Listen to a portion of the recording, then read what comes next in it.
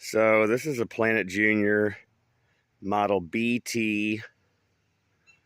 It's got a Toro engine. I'm not 100% certain on the year. I have a catalog from 1931 that does show a BT, but this one varies a little bit. I don't have a 1932 catalog, but I'm leaning towards this being a 1932. It's the same size and power as the Model AT I have that was built in 1929. The major difference is the clutch on the AT. It's got a big spring here, and this one has the twin disc clutch company's clutch. This motor's locked up tight. It's no muffler. The gas tank has a bird's nest in it. Other than that, it is a complete time capsule. I don't see why this didn't run when it was parked. The oil is literally tar. It's been sitting for a very, very long time. It's never been molested and modified that I could tell. It still has evidence of pinstriping, paint all over. It's a really cool piece.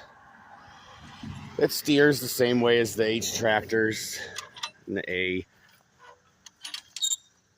The handlebars move up and down, and they swing the cultivator side to side. Got really cool gauge wheels. Big bull gears. It's got the Simplex air cleaner made by Donaldson.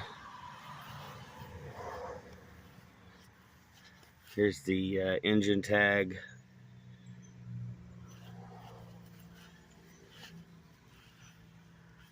And the tractor tag is up here.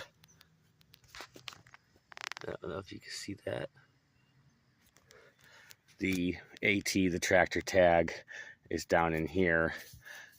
As you can see on this BT, your cultivator height adjustment is back here on a nut and a bolt, whereas on the ATs you have a lever up here that moves this whole hitch assembly up and down.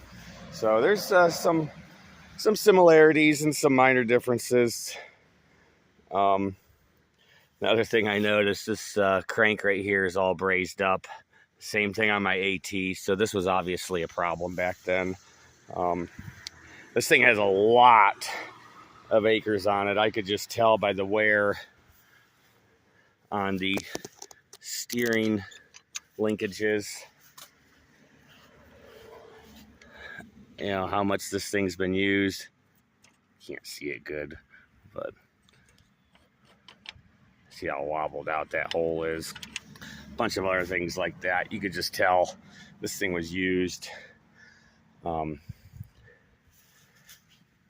I don't see that it was ever really abused, and it was always somewhat stored inside and taken care of. Needs some tooling.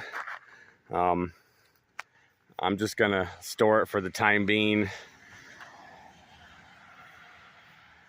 I would eventually like to get it running if I can. If not, it makes a great static display. This did come from the Ronald Wagner collection. It's really the only complete specimen of a BT known. I feel fortunate to have this in my collection. I'd seen pictures of it for years, but I had no idea that the originality was so nice on it.